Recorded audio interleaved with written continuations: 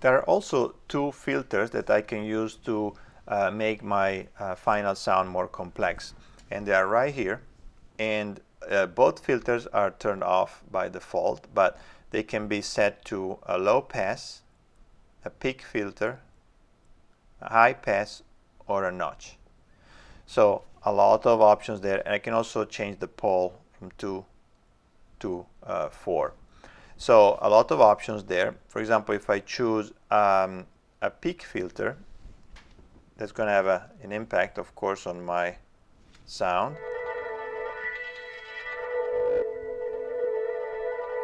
I can choose the frequency that I like, and then eventually it will allow me to modulate the filter. And again, I have two filters to choose from. On the right side, I have my final output level and also the number of voices that I'm going to use. I recommend having the highest number of voices so I can play more notes together, up to 6. But if you want a thicker sound, you can actually use the unison option that allows me to have all 6 voices playing together. Now the synthesizer becomes a monophonic synthesizer at this point, but it's a thicker sound.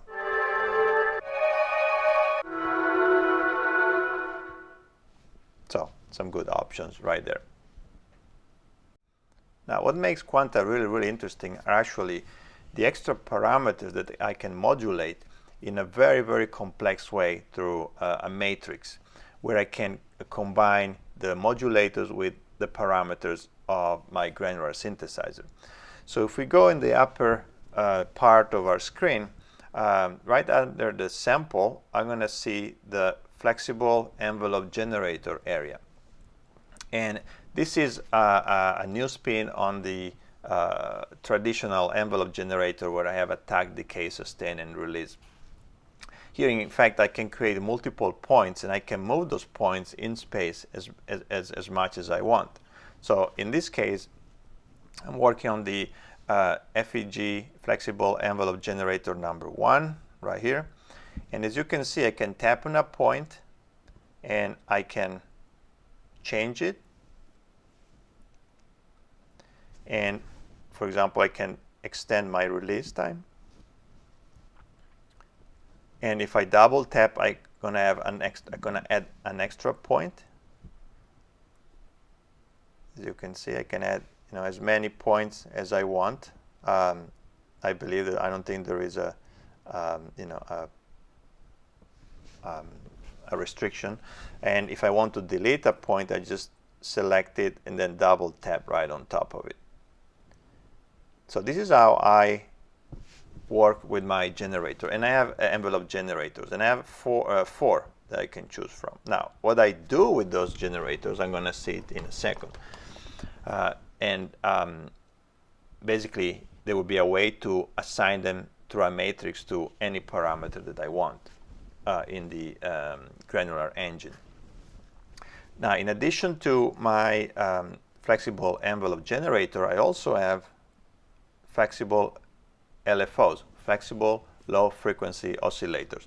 I know that sounds like a hard thing to say quickly, but flexible low frequency oscillator, it allows me to again control a parameter over time, but in a cyclic way, right? So a regular low frequency oscillator is basically a geometrically shaped waveform that I can assign to a parameter that in a cyclic way allows me to control that parameter. Here it's flexible because I can change how that waveform is shaped. And I have two, and so for example, for each of the two, I can change the frequency, I can change the phase, I can change the shape.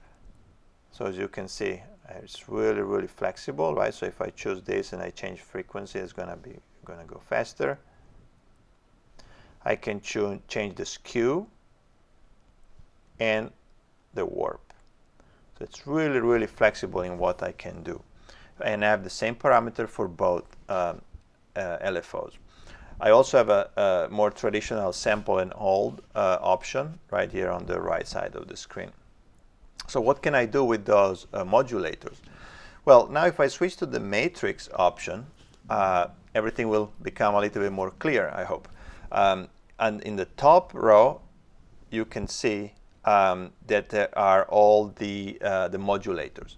Now, the one in yellows are more external modulators. So I have note, velocity, I have a band, pitch band, modulation, controller 74. So I have some really good options right there. But also, as you can see, I have my 4 flexible envelope generators and my 2 LFOs and my sample and hold. Some are already assigned to some of the parameters, right? So I'm going to see the parameters on my left side, and I can scroll through all my parameters right here. And I can see, for example, that the note is assigned to the oscillator tune, which makes sense. So that when I play my chromatic scale, the pitch of the oscillator changes. And if I go down, I can also see that the note is also assigned to the grain tune, right? Of course, that's also what I want. Also, the pitch band is assigned to the grain tune, so that when I move the pitch band, my grain tune changes. But also, I can see that my flexible envelope generator 1 is assigned by default to the output level. And this is because I want to have an envelope generator to be assigned to the amplifier, as you would usually have on a synthesizer, so that I can shape up the volume of my sound over time. And so now if I go back to my envelope generators, I can see that this parameter is going to control the release, and this is going to control the attack, right? So if I want a longer release, I'm just going to extend this towards the right. And it's beautiful because I can see actually the release happening visually. And if I want a slower attack, I simply can do this and change the attack. So I create more of a pad. So really, really cool. There's a lot you can do here. Now, of course, as I said, all these modulators can be assigned to other parameters. So if I go back to my matrix, for example, I could have my LFO1 controlling maybe the frequency of my filter 1.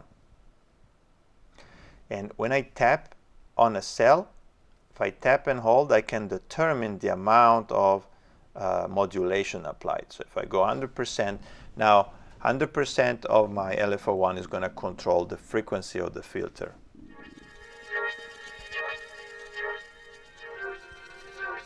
You can see, you can hear the cyclic, right, change. And if I want that frequency to be faster, I'm simply going to go back to my first LFO. I'm going to change the frequency here.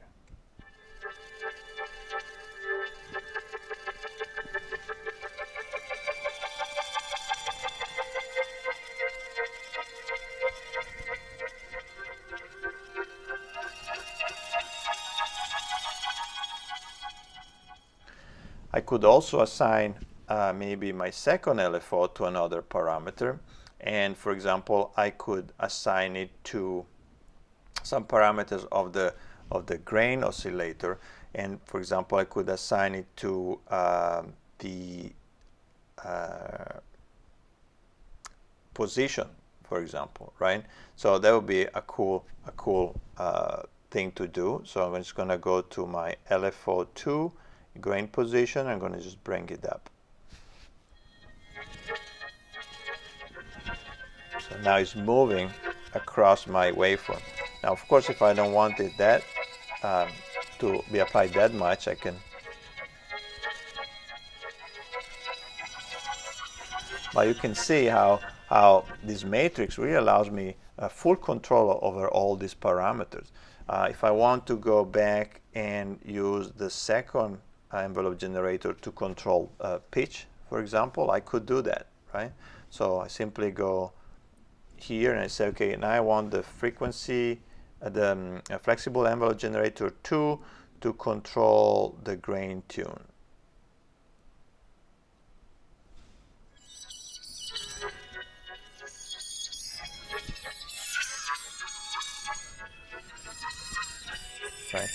So you can see how complex we can make those sounds, and it's really beautiful. It's a really well constructed synthesizer. Now, once I'm done with all this, with all my parameters, I need to save the patch. That's fairly simple. I'm going to go back to my preset, and down here on the lower right of the top part, I'm going to say save preset. I'm going to give it a name. Let's say Crazy Friday, since today is Friday, and press return, and that has been saved right here, and that's my Crazy Friday patch. So I hope you enjoyed it. Great synthesizer. If you never used granular synthesis, absolutely check it out, and I hope you like the tutorials.